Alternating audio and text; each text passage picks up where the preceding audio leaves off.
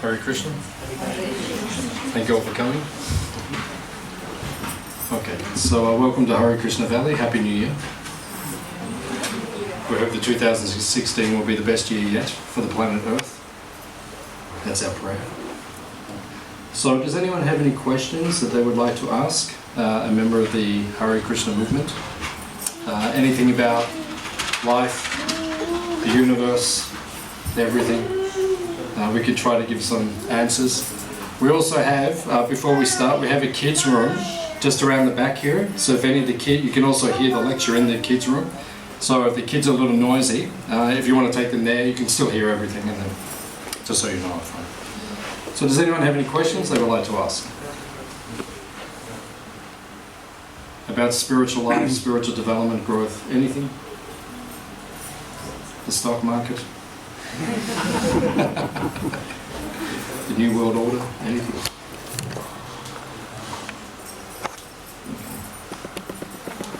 Seems we have a very enlightened group already. Nothing further to be known or understood.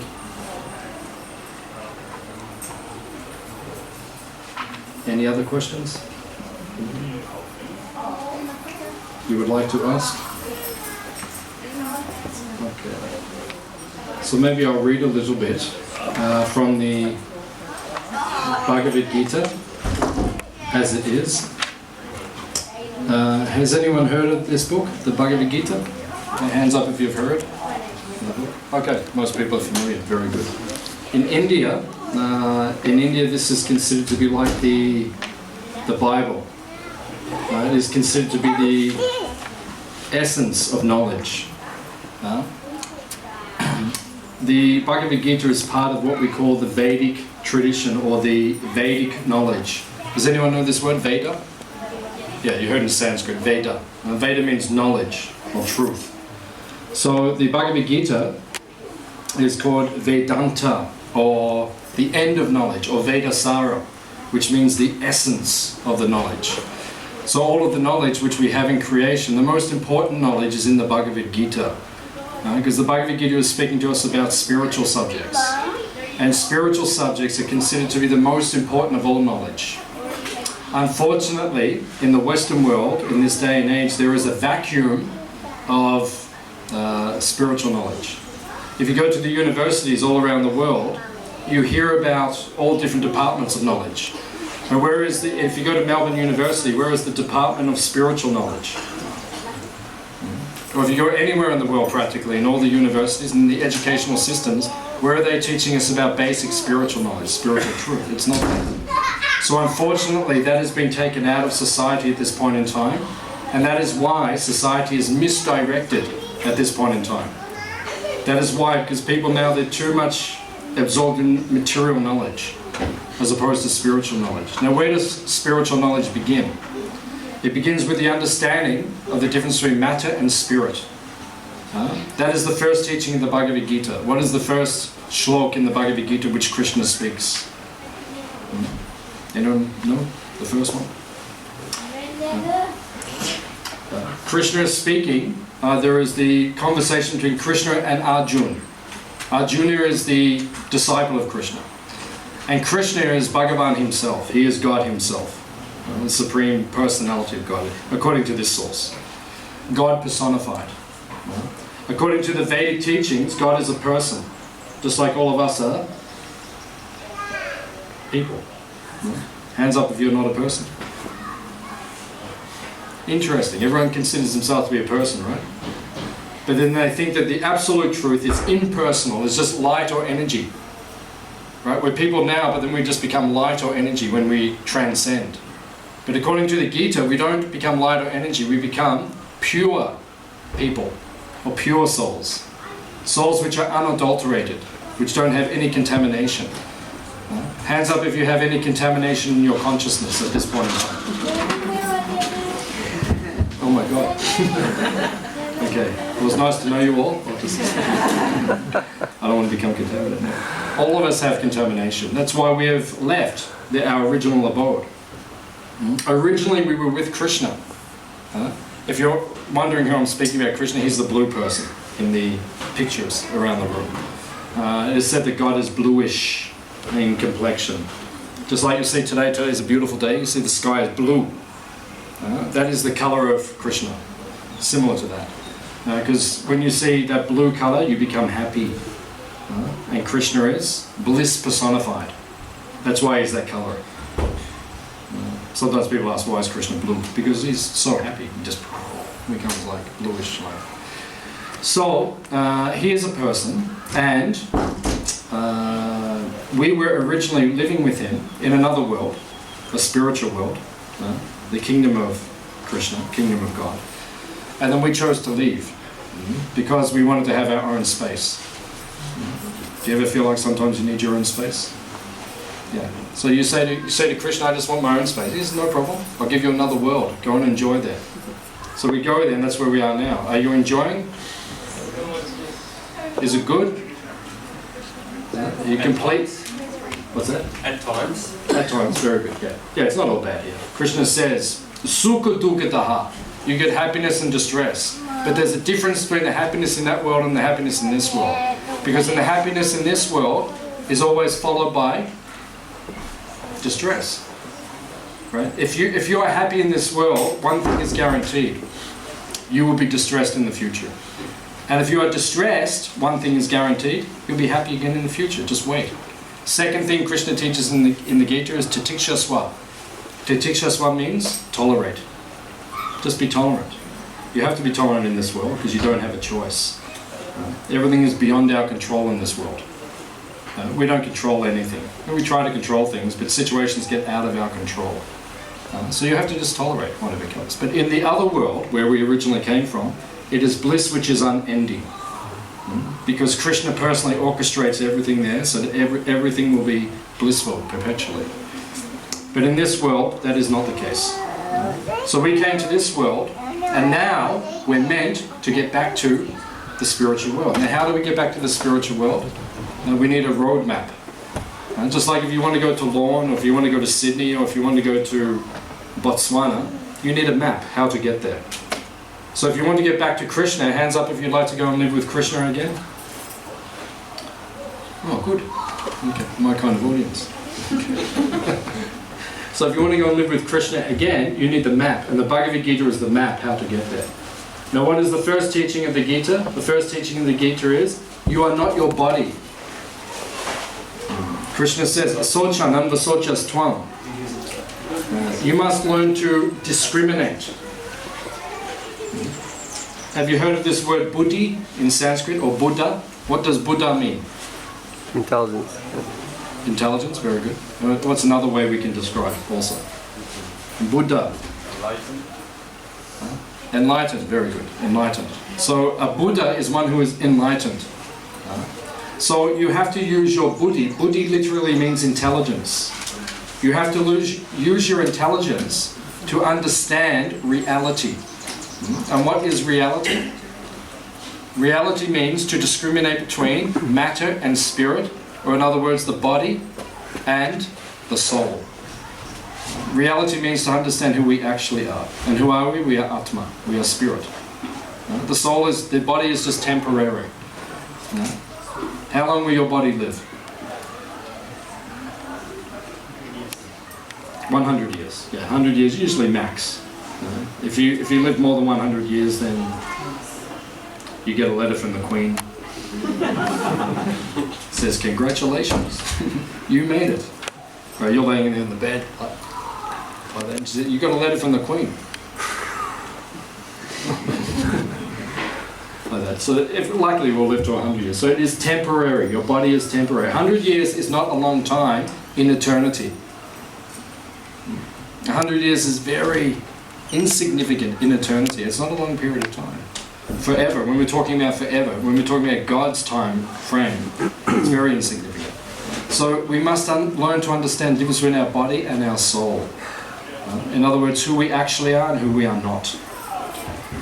In Sanskrit, what is the word for that which is not? Anyone here know that word? Yeah, it is called Maya. Maya means illusion. Illusion means that which is not. So in other words, if you think you are your body, not your soul. That is illusion. That is that which is not. So the Bhagavad Gita says, get out of illusion, understand who you actually are, understand you are the soul, and understand what is the purpose of the soul. Why are we created? Why do we exist? Have you ever asked yourself that question? Why do we exist? Why do you exist? What is the answer? What is your purpose? Why were you created? Who can answer? Why do we exist? One word sums up the entire purpose. Service. Very good, service, yeah. So in Sanskrit we call that seva.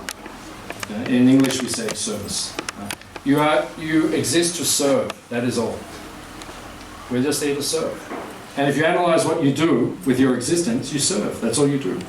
You're either serving your friends, your husband, your wife, your boyfriend, your girlfriend, your parents, your children, your dog, society at large, the causes you believe in, your watch, everything. You're just serving, that's all you're doing. If you analyze what you do, that's why we exist, to serve. Now, the purpose of existence is to be happy. Hands up if you want to be happy. Okay, I've got the right audience. That's good. Sometimes people give strange answers. No, actually it's innate. Anandamayo Vyasat. In Sanskrit it says Ananda. Ananda means bliss. All of us are searching after bliss. We want to be happy, we want to be blissful. Now where does bliss come from? It comes from service. Yeah. If you don't serve, you're not happy. You see, the most miserable people in this world are the people who do not serve. They're too much into themselves, self-absorbed. You want to be unhappy? Just get into yourself. You'll be very unhappy immediately. But if you want to be happy, then look at the others. Make them happy. And what is the greatest service that humanity can do? When you spiritually enlighten other people.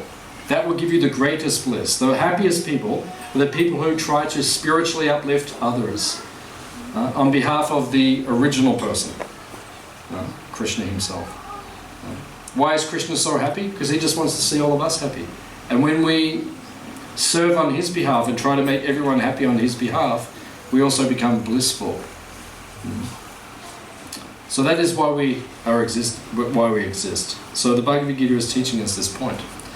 Now, specifically, it says that when you come to this world, some of us want to get back to Krishna. We want to understand the truth, or our spiritual reality once again. Now it says there are 4 people Krishna mentions in the Bhagavad Gita, 4 people who approach God, or approach Krishna to try to understand the truth. Who are the 4 categories of people? Does anyone remember? Those seeking knowledge. Very good. Yeah, those seeking knowledge. Yes. Another category? The distressed. Those who are distressed. Who said that? Oh, Chaitanya. Very good. Yeah, those who are distressed. Who else? Seeking wealth. Those who are seeking wealth, yeah, or some gain. Very good. And one other group. Anyone remember? Very good. Those who are inquisitive. So these are the 4 categories of people who try to understand the truth. The first is those who are in distress. Have you ever had that experience? When your life's not going so well, you start looking upwards? People do that all the time. About 20 years ago, I was in Adelaide and I was knocking on doors. There's a Hare Krishna monk. So I was knocking on doors, I was selling Bhagavad Gitas and the Hare Krishna books. So I knocked on one door, and one old man opened the door. And I said, Hare Krishna, my dear friend, I'd like to give you this book and show you. So we had a nice talk. We spoke for about half an hour. An old man, and it's probably about 60 or 70 years old at that time. It was quite a while ago. And he was in World War II. He was an elderly gentleman. And he told me that he was in the bunkers when the war actually took place. He was over there in Gallipoli or one of those places. I can't remember which war he was in. He was in the bunkers. And he said, when the fight began, He said 50% of the men in the bunkers were atheists and 50% were theists. 50% had faith in something above us and 50% didn't. But he said when all the bombs started dropping, he said 100% of the men were on their knees and they were going like this. Fact. Fact. So when you're in distress, you look upwards. It's a fact. That's why people approach Krishna. And Krishna doesn't mind, because at least we're approaching him, so he doesn't mind. He just looks down and he says, at last. You know, I just have to drop bombs on your head to get you to look at me. You know, is that all I have to do? You can make it a lot easier. But generally, we need some impetus, you know, because we're lazy in this day and age. It's called Kali Yuga. Kali Yuga means the dark age. In Kali Yuga, people are lazy. So unless you get some bombs dropping, you don't tend to get spiritually serious, or there's no impetus for you to improve spiritually. So we need that. So when you become adept, or you become serious about spiritual life, when things are not going so well in this world, you actually enjoy it. Because you think, oh no, this is an impetus for me to go closer to Krishna, because it's not working here. So it's actually a positive thing. But many people see it as negative. So this is the first category, those in distress. Does anyone know what I'm talking about here tonight? Can relate to what I'm saying? What is the second category? They are the people who are after arti, means they're after something. So many people, they go to the synagogue or the mosque or the church, or they go and they pray, give me this day my daily bread and a Mercedes and a plasma television and a jacuzzi and a beach house and a helicopter pad and a private jet. So a lot of people, they go like that.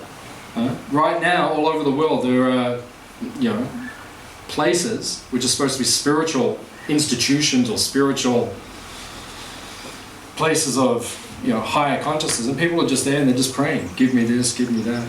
Just like we have our Hare Krishna temple in Melbourne, and we have a hundi. Hundi is called a donation box, like that.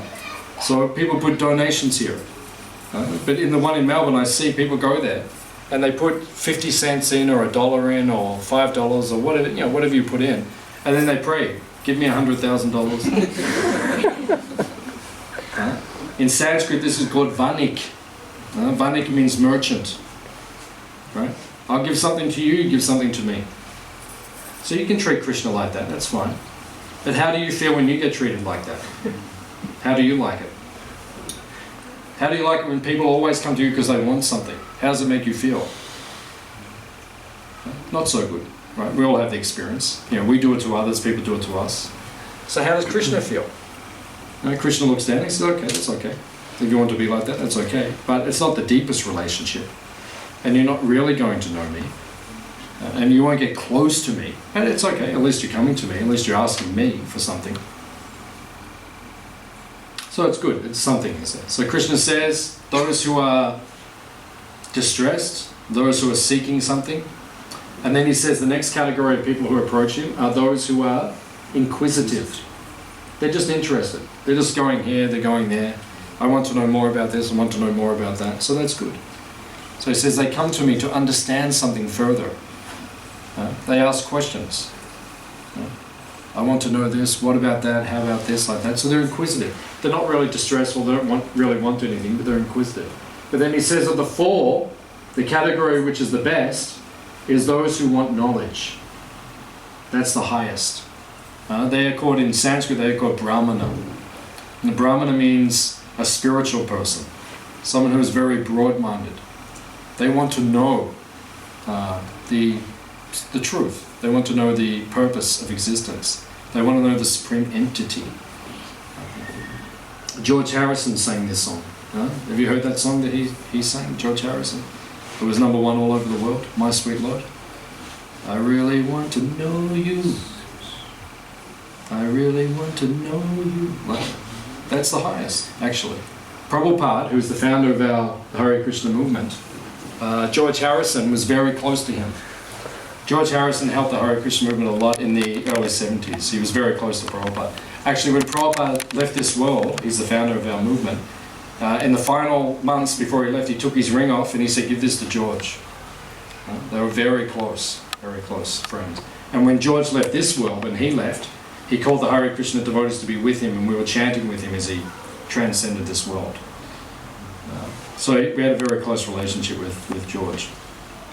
So then he said to Prabhupada in the early 70s, he said, should I shave my head and become like a monk like that? And Prabhupada said, no. He said, you just stay where you are, but you sing about Krishna. And then he wrote that song, My Sweet Lord.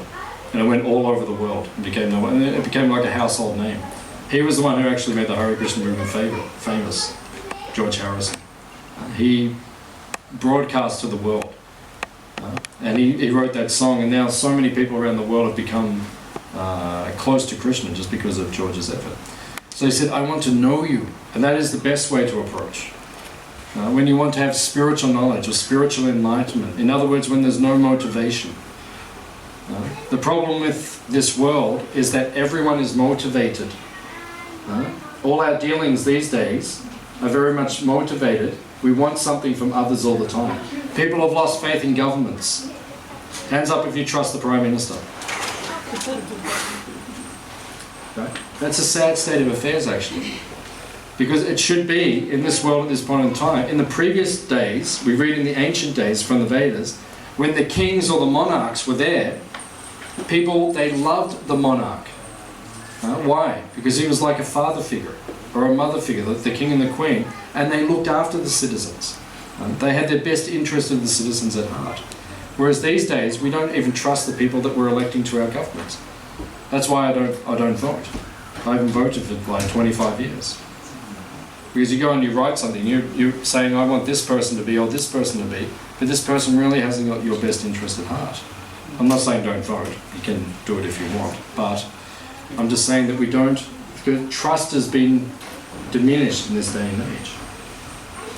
So when we approach the truth, we should approach in such a way that we want to know the truth without motivation. We should approach Krishna without motivation.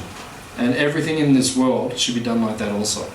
We have to learn to deal with each other without wanting something in return all the time. Because in the world at the moment, the problem is everyone wants something all the time.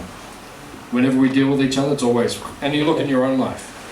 How often do you deal with someone where you don't expect something in return? We don't do that very often. But if you want to be happy, you have to learn to be like that. You have to become unmotivated. And then you can feel real happiness. Okay. So does anyone have any questions on what we've discussed so far? From this enlightened audience? Yes, sir. Why it is difficult to make people happy? Why is it difficult to make people happy? In your own life or in general? Or in general? The reason it's difficult to make people happy is because A, we don't know what brings real happiness, and B, people don't know what will make them happy either.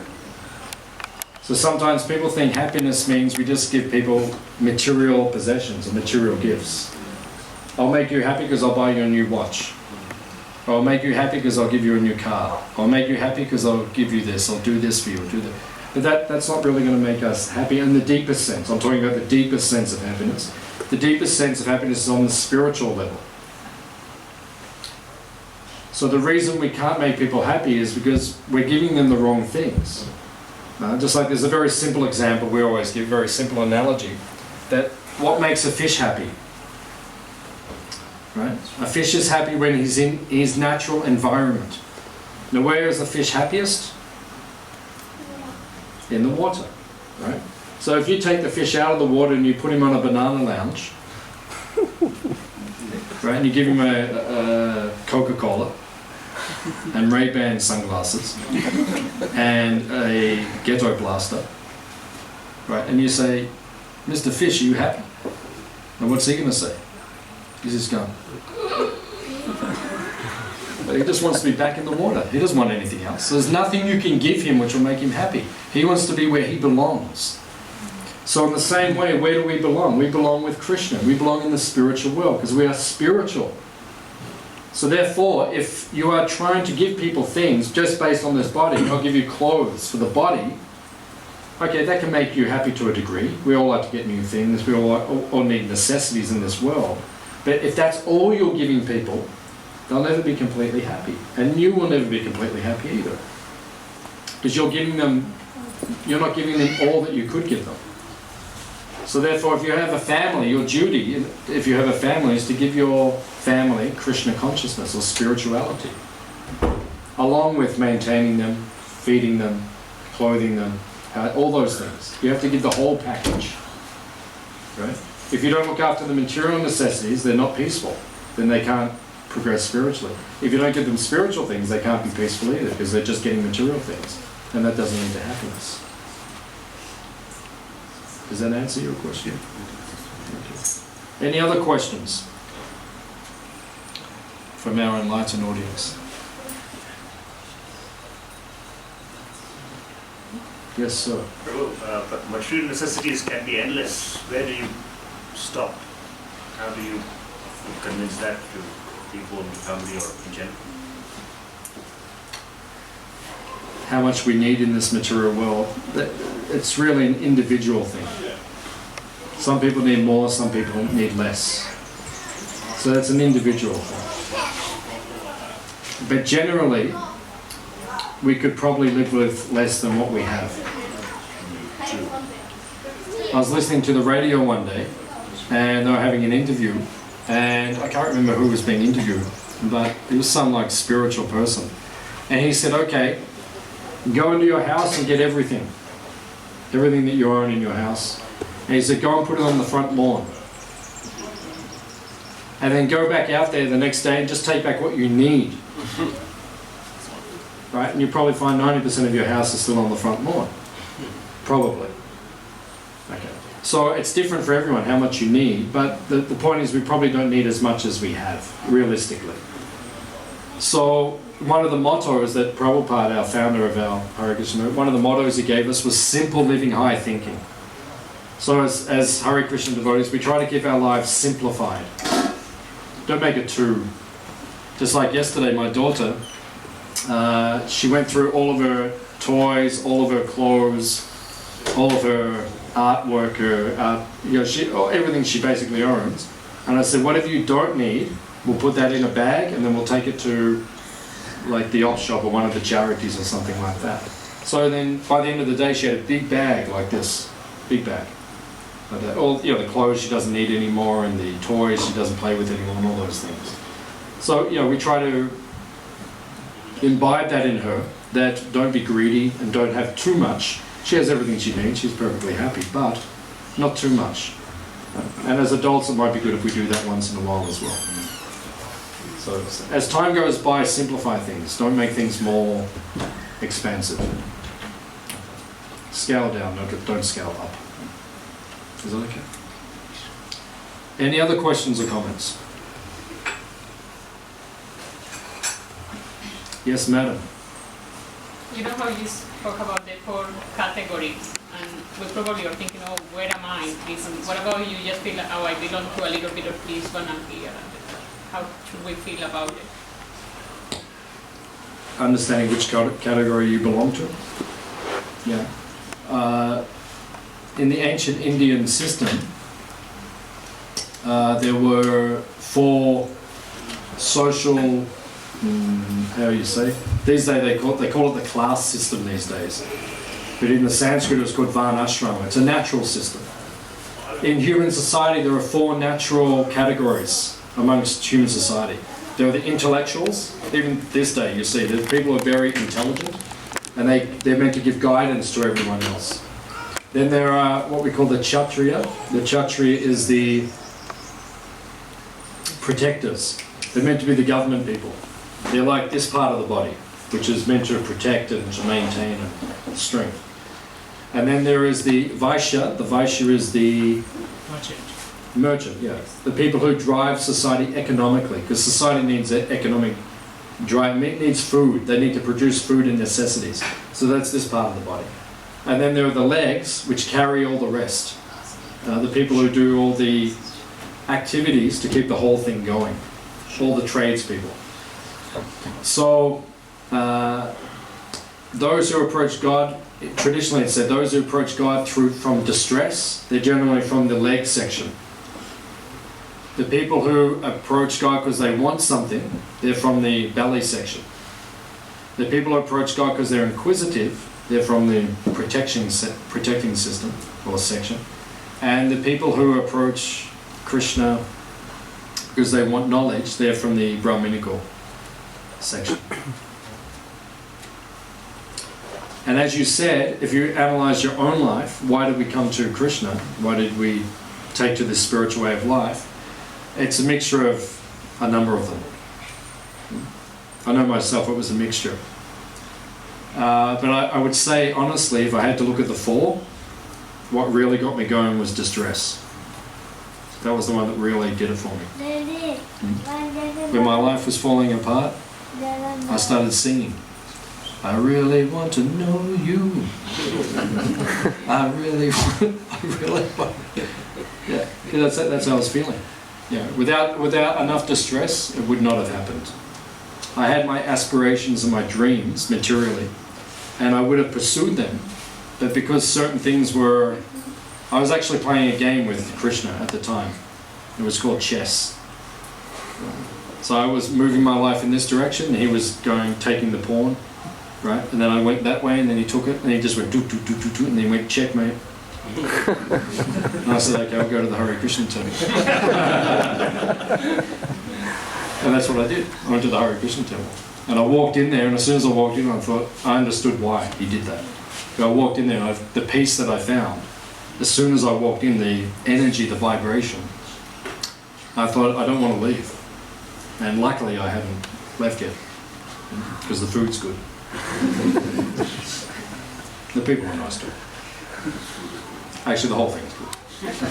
The whole thing's good. It is good. Prabhupada, the founder of the Hare Krishna movement, he said one time, he said, even if Krishna is not God, still our life is the best. And that's my personal experience.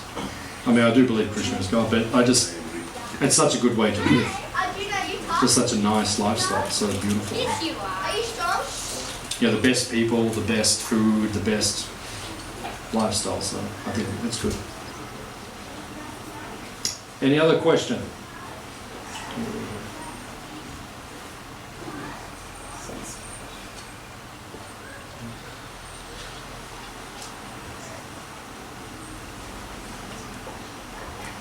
Very content audience today. Normally there's more questions, but it's okay. It's okay. I only ask questions if you have a question. You don't have to just throw something up just for the second. There's a question. Where is that? Oh, Lolita, yes. A lot of kids, or a few kids, seem to have OCD these days. OCD? Like quirks and like little things that they like to do. Like, for example, food-wise, they don't want different foods to touch other foods, you know. I don't know. What is OCD? Obsessive. Yeah, obsessive. Oh, obsessive compulsive disorder. Yeah, I've got that. Ask my wife, I've got it. So, Not too much, but I've got it. I don't really have a question, but I thought maybe could you talk about that or why that's happening, or Why it's happening? Yeah. Okay, yeah, sure. Like Yeah. it's to do with control, or Is to do with control? Yeah, okay. It's a good question. It's obsessive compulsive disorder. So it means that there is the original nature of the soul, and the original nature of the soul is to be we are a pure spiritual entity. But then when we come into this world, we get conditioned. We get covered by, the soul at this point in time is covered by a certain mind and a certain body and a certain intellect. And according to the ancient teachings, we are conditioned in such a way that we all act in particular ways. And one of the ways we act is that some of us are too, you could say it's like being rigid. Like they were too rigid. Obsessive Compulsive. They made that really good movie in the 1980s with Dustin Hoffman and Tom Cruise. Rain Man. Rain Man. Yeah, did anyone see that? Rain Man? It's an old movie. It's a really good one. It's about someone who was like that. So it's just nature, it's just conditioning. Some people have it more, some people have it less. Some people need the salt and the pepper all lined up on the table in a particular line, like that. I know myself, because I'm a little bit like that. I like things to be very structured, like that. But you have to be careful you don't let it become too much. Otherwise you become what they call obsessive compulsive. It means, if the salt isn't next, in the line with the pepper, you have to move the salt back to where the pepper is. And then you have to move it again. And then sort of you have to move it again. Like, that's too much. You can spend your whole life doing that, but then you miss the point. So we have to be balanced, that's the point. So there's no conclusive answer. It's just some people are more like that, some people are less. But if it's too much, then it says in the Ayurveda, in the ancient teachings of India about health and about mind, it says that if you're too much one way, then surround yourself with people who are different. So if you're very rigid, find people who are less rigid and be with them, and that will balance you out a little bit. And if all else fails, just have kids. Because then you'll lose everything. Whatever you are, that'll all change totally. Or get married. And that'll completely change who you are as well. So this is what happens in life. One thing in life is, regardless of who we are and what we are, we have to be flexible. That's the point. Because if you're going to be too rigid in this world, you're going to suffer. So you have to be flexible and balanced and flowing. And some people are less like that, some people are more like that. But unless we become very, I suppose the word would be detached, then we're going to suffer a lot in this world. You have to learn to let go. And at the end, we really have to let go of everything, because... So you're better off letting go now. Letting go means you're still responsible. You still do all the responsible. If you have children, you have to feed them. You can't just say, I'm just detached now, Whatever food will come tonight in the kitchen, no, it's not like that. We have to be responsible. But simultaneously, you can't really control things in this world, so you have to back off. I don't know if that gives any clarity or anything.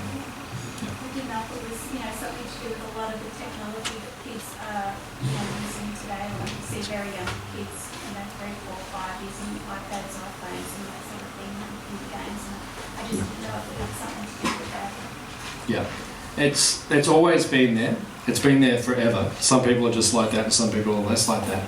The effect of those things on the body and the mind, it's interesting, because who invented the iPad and the iPhone?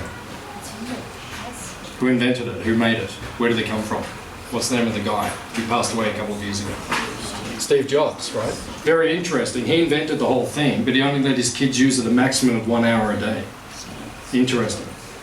Because he understood. It's a tool. It's not something it's meant to consume your life, but what's happened now, it consumes people's lives, both adults and children.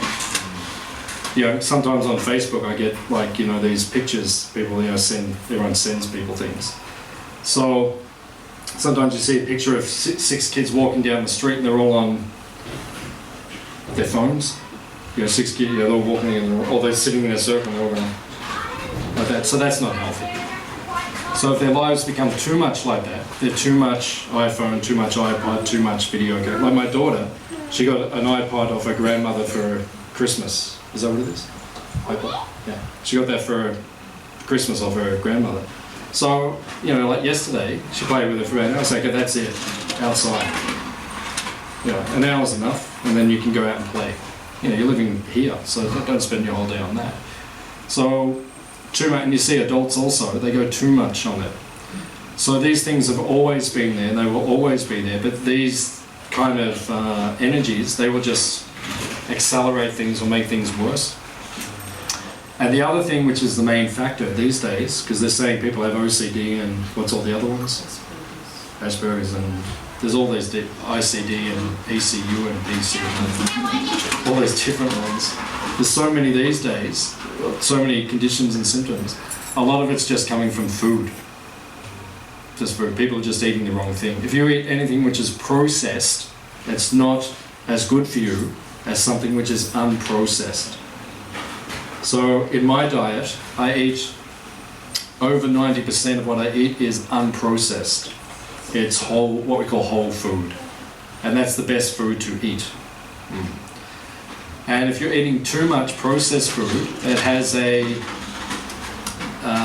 big effect on your mental state of alertness, a big effect on your concentration, a big effect on your moods. A lot of it's just based on what people are eating these days. All these diseases, they're saying, oh, people have got this, they've got that. It's basically, well, look what your kid's eating. You know, they're eating white bread, white pasta, you know, even like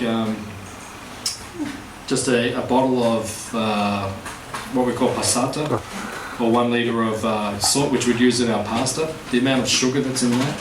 So you're just getting so much processed food. By the time you eat, then your body is overstimulated. And when you become overstimulated, then you develop all what we call these symptoms, and they give them different terms and like that. So basically these things have always been there, but the way we're living these days is just accentuating it. That's all. So set an example for your kids, because I know I'm on Facebook quite a lot, so I'm going to tell this, not be on it, be on it for an hour, then I'll have the same sort of thing. Yeah, like that. Yeah, has anyone heard of Mahatma Gandhi? Yeah, I was joking. So Mahatma Gandhi, he's one of the biggest figures in history, modern history. So one time a mother, she brought her son to Mahatma Gandhi. And she said to Mahatma Gandhi, tell my son to stop eating sweets. And Mahatma Gandhi said, bring him back next week.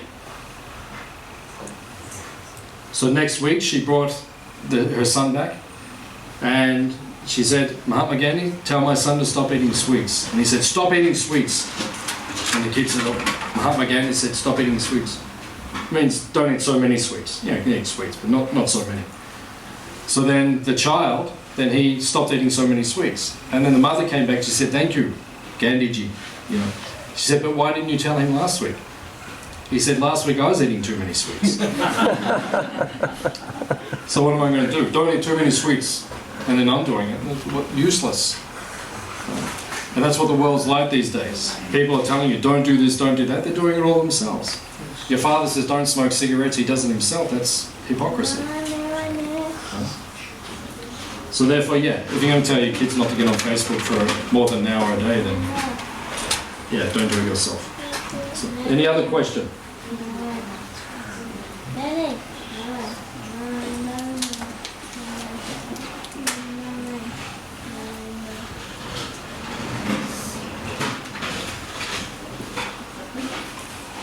Yes. Do you think that it can be also part of like this stressed mind that everybody might be carrying this lifetime, also the result of the previous life? They just get combined with the technology and that, and it makes it even worse. So if someone's mind is disturbed or distressed, is that coming from the previous life? Is that where you're? Yeah. When we're born, we're taking up from our previous life. So if our mind was not peaceful in the previous life, when you're born, it will not be peaceful in this life. So we have to learn to make the mind peaceful in this life. And then in our next life, which hopefully will be the eternal life, will be peaceful. Or if we take birth again, then at least our mind will be peaceful as we go forward. So the real question is, how do you make the mind peaceful? Has anyone worked that out yet? How do you make your mind peaceful? Chanting. Chanting? Very good. Thinking of Krishna? That's also very... Young man.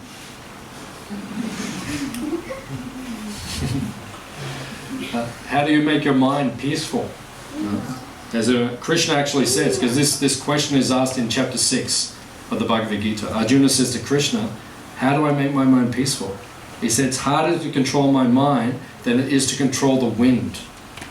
Have you ever tried to control the wind? Right? Go outside when it's a windy day and say, stop.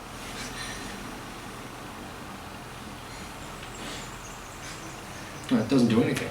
The wind just keeps going. So when, your mind, have you ever said that to your mind? Stop. And your mind says, yeah, okay, we'll show you. And the mind goes on like that. That's what the mind is like. Especially when you practice spiritual life. The more you practice spiritual life, like we chant a lot and we do a lot of meditation, spiritual practices, then you really see what the mind can do. Because then he digs in and he shows you his power. So Arjuna says to Krishna, how do I control the mind? It's very difficult. Krishna says to Arjuna two things. There are two tricks when you are dealing with the mind. Krishna says abhyas and vairagya. What does vairagya mean? Detachment. Vairagya means you have to detach yourself from the mind. Right? So you have to learn to deal with the mind in a detached fashion. In other words, actually the way you have to deal with the mind, you have to trick the mind. Just like when you're with a kid, because the mind is like a child. So when you're with one of the kids, one way to control the kid is you have to trick them. Right? You say, it's okay, we'll do it later. No problem. You want to go there now? No, we'll go there, but we'll go later. Like that. So then you trick the child. The child says, okay, we're going later. So sometimes you have to do that with your mind. Yeah, we'll do that, but we'll do it later. Is that okay? And your mind goes, oh yeah, that's okay. But you know you're never going to do it. But you have to say that. Because the mind, that's how the mind deals. The mind is like a monkey. Anyone been to India? So you know what monkeys are like. That's what the mind is like. He's like a monkey. So you have to deal with him. So you have to be detached from him. Don't take him so seriously. Don't become subjugated by all of the mind's demands continuously. But pull back. And Krishna says the other way to control the mind is called abhyas. Abhyas means practice. In other words, you say to the mind, okay, we're going to do this today. We're going to focus on spiritual life today. And the mind says, no, we're not. Oh, you're becoming serious. Oh my God. Oh, you're giving up everything. Oh, I can't live without it. So, and then your mind, he says, he gives you a hard time. So you have to practice controlling that. Practice. It's called in Sanskrit, we call it sadhana. Sadhana means practice. Right? Every day you have to practice with the mind. Controlling him, controlling. And after time, he becomes easier to control. And he becomes your friend. Because Krishna says in the Bhagavad Gita, your mind can be your friend or your enemy.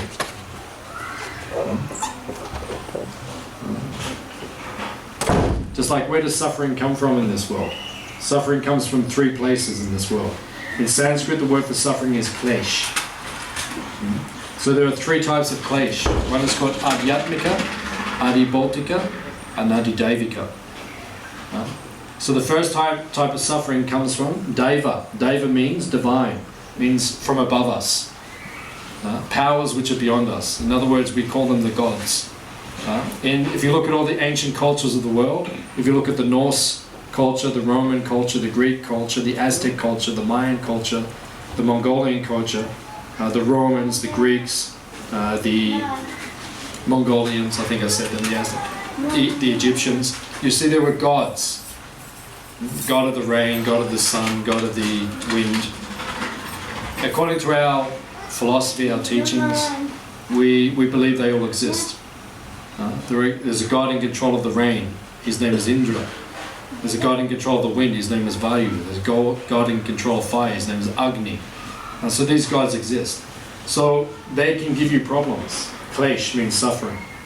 So they can give you bushfire, or they can give you flood.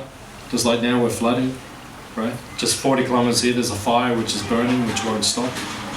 Okay. There is wind, cyclones, there's tsunamis, all these things. So this is coming from above us. This is suffering which comes from above us.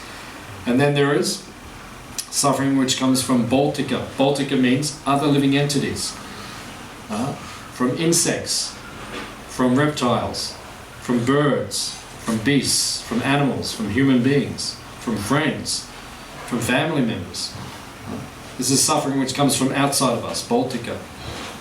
And then there is suffering which comes from Atmika, which means from yourself, like your body. Have you ever had a toothache? Or a belly ache? Or like that? From your own body. And then ultimately, suffering can come from your own mind. Right? When your mind is not peaceful, or when it's disturbed, it just gives you hell. So much distress. So you don't even have to go anywhere to suffer. You can just sit here and you can just suffer. Because if your mind's not peaceful, then... So you have to learn to control the mind. Because when the mind, Krishna says, when the mind is a friend, in other words, when the mind learns to serve Krishna, it becomes a friend and you become happy. Your mind doesn't give you so many problems. But when you are not peaceful and your mind is not controlled, he's an enemy, he's dictating to you all the time too many things, it becomes a big problem. So, does that answer your question? So the mind is there from the previous lifetime. What we're born into this lifetime is the way we've cultivated our mind in the past, and the way we cultivate our mind now, that will lead us to the future state of existence. So ultimately we want to transcend and go back to Krishna. Good question. Any other questions?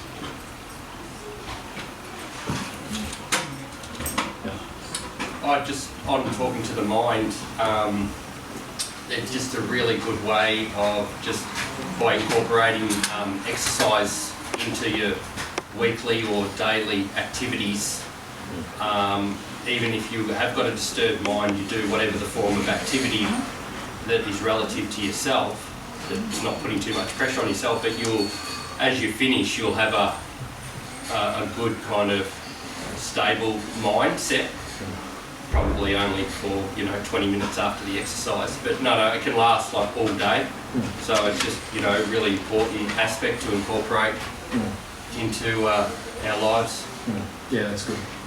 Yeah, that's another reason why everyone's so disturbed these days, because everyone's so sedentary. We don't do enough anymore. Previously, we didn't have cars. A couple of 100 years ago, there was no cars, so you had to walk. You had to go somewhere, and because you were not sedentary, it's healthy for the mind to be active, healthy for the body. So yeah, the more that you're active, just on a practical, if you do yoga, or if you just walk instead of going to walk, even around the farm here, I try not to get in the habit of using the car. I use my bike. I go down a big hill, that big hill, up to the other side and then back up again. Sometimes I ride back up like that. So it's easy to get in the car and do it, but it's just much better for the mind and the body if you push yourself a little bit. And we like to get the woofers to walk all over the farm. Like that. Don't use the car, go for a walk. It's good. Like that. You guys walk a lot, so yeah, it's good. We try to encourage that here. Less dependence on machinery. More dependent. In the future we're going to use the ox, we're going to use the bulls to, in the future when our bulls are big, Giri, Hari, our bull down the paddock, he's getting bigger. In the future, we'll use them to bring a cart up here for the Sunday program, and then you can get in the back of the cart and you can go for an ox ride around the farm, a bull ride. Would you like to do that? Yeah. So stay tuned. Yeah, it's coming. Just need the boys to get a bit bigger. Would it mean that we hurt the bull? What's that? Would that mean that we hurt the bull? Will we hurt the bull by him pulling a cart? No. How do you know that? How do we know that? Because these days people are very sentimental about the way animals, or what animals should be used for. Everyone's like, oh, you're using the bull to do something. The bulls are created to do something. That's why God created them, right? God did not create cars or trucks. He didn't create them. They were invented by man later on. For thousands of years, bulls and horses were used for those things. They were created by God for those, and they're happy when they're doing it. The bull is not happier than when he's pulling something powerful, because he's a bull. That's his energy. He loves it. Because we deal with Giri all the time. And we're training him already. We get him to pull logs around the farm, and he loves it. He's happy. Otherwise, you leave him out in the paddock, right, and you don't get him to pull things around. If you go to paddocks, and you go all around Australia and all around the world, you see where bulls are not being used, there's big holes in the earth. Because they sit there all day and they just go like that. Because they want to do something. That's what they're created for. So it's not animal exploitation, it's called living with nature. But people say, oh no, don't use the animals for anything, we'll use tractors. Oh, that's really natural. That's making the earth so much better. 200,000 Indian farmers have committed suicide in the last 10 or 20 years. 200,000.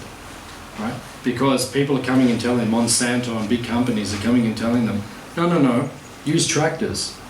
No, use chemicals. No, do all these things. Whereas previously, they were just using the bull, and you'd have 100 men out there working. These days you get one tractor, 100 men have nothing to do. They all move to the city, and then they're living in slums. 1/3 of Mumbai, which is one of the biggest cities in India, is slum. Millions of people living like that. They could all go back out on the farms and live naturally like they have for thousands of years. So do the bulls like it? Yeah, they like it. You may not agree, but that's our position. That's our position. Some people don't agree, that's fine. Everyone disagrees these days. It's neither I agree or disagree. I would like to know that myself. Yeah, there is a way. I mean, you have seen it, I haven't seen it, so when I see it, I'll feel it and I'll know.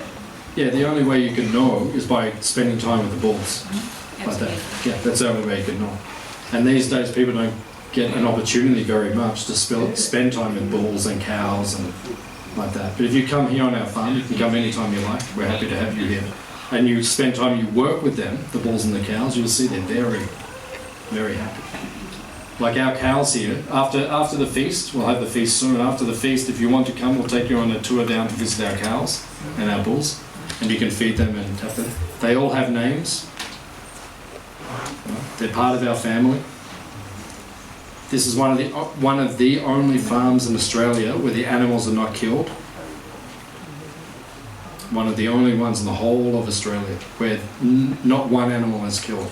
They will live their whole lives here peacefully and safely. And the man next door who has a dairy farm where they kill the animals, that's their system, his cows are always trying to jump over the fence to come and live on our farm.